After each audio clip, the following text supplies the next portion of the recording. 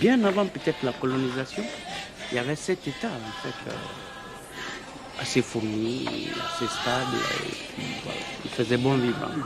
Mais la colonisation est venue, elle a institué quoi? Elle nous a tout pris. Les hommes, les richesses, tout. Grand pays producteur d'or, mais voilà, le citoyen le plus pauvre. Pour preuve, vous voyez bien que même nos femmes n'emportent pas en tant que but. Les conditions véritables d'un démarrage économique, encore moins d'un développement soutenu ou durable, mais que nous sommes plutôt dans l'anti-développement. Et la malnutrition, la sous-alimentation, l'analphabétisme chronique, le chômage chronique et le manque en fait de conditions décentes même d'habitat. Nous le voyons, c'est la promiscuité. C'est impossible quelquefois à décrire. Et qui entraîne quoi?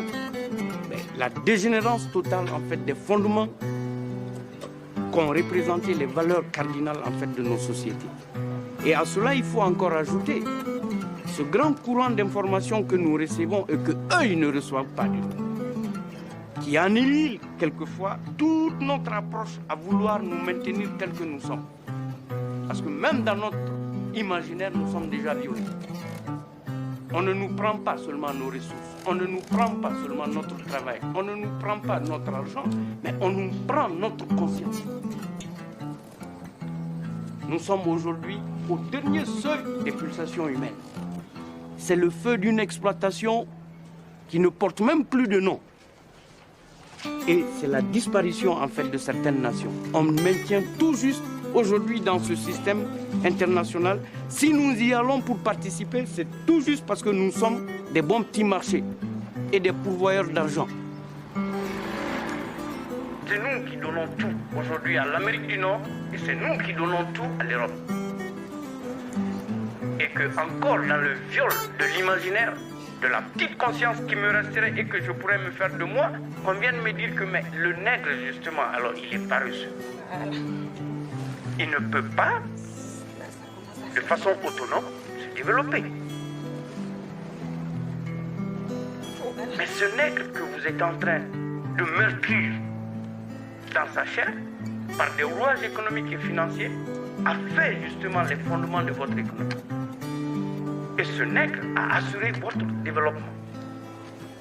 Aujourd'hui au Mali ou dans ces pays, vous tombez malade, vous n'avez pas de sous. Vous êtes morts. Tout ce qui se passe chez nous comme démocratie, comme scrutin et autres, mais c'est du théâtre, c'est le grand théâtre. Nous allons quelquefois aux urnes en votant, c'est comme si nous n'y étions pas. Et tant que cette forme de légitimité extravertie de nos pouvoirs resterait, les intellectuels, ils l'ont fait. Chacun a ses raisons. Moi, je ne jugerai personne. Mais je crois que chacun a eu son petit moment de veille. Et chacun a fait un choix délibéré en ce moment. Ou je reste derrière les idéaux véritables de mon peuple, ou directement, je le brade. Parce que c'est ce que font beaucoup de nos gouvernants. Voilà leur part de responsabilité là-dedans. Je crois qu'il fallait peut-être que je reste là-bas. Cela valait peut-être mieux à l'époque pour moi que de venir travailler dans une administration malienne corrompue, pourrie, et puis qui n'a aucune responsabilité. Et à peine on se demande, alors pourquoi est-ce que nous percevons un salaire pour un travail que nous n'effectuons pas? Et du jour au lendemain, on régresse par rapport à des objectifs que nous avions, où nous étions en train d'atteindre autrefois. Aujourd'hui, on nous a tout enlevé. Je ne sais pas que la pauvreté pouvait jusqu'à ce point, imposer soit-elle, changer la nature humaine. Il m'est peut-être loisible de vous l'affirmer que dans la rue, quand je sors chez moi, soyez sûr que je ne rencontre pas des Maliens. Je vois tout au Mali sauf des Maliens.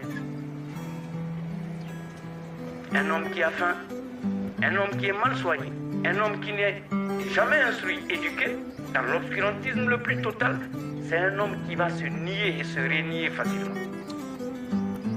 C'est un homme qui est prêt à s'aliéner, à s'oublier, à s'adonner. Nos États se caractériseraient, avec votre permission, pratiquement un peu comme le petit poème d'Aimé Césaire. Je vous le rends. La prière d'un petit enfant nègre. Exactement la même chose. Nous n'avons connu que le malheur, d'un bout à l'autre. Et il s'aggrave.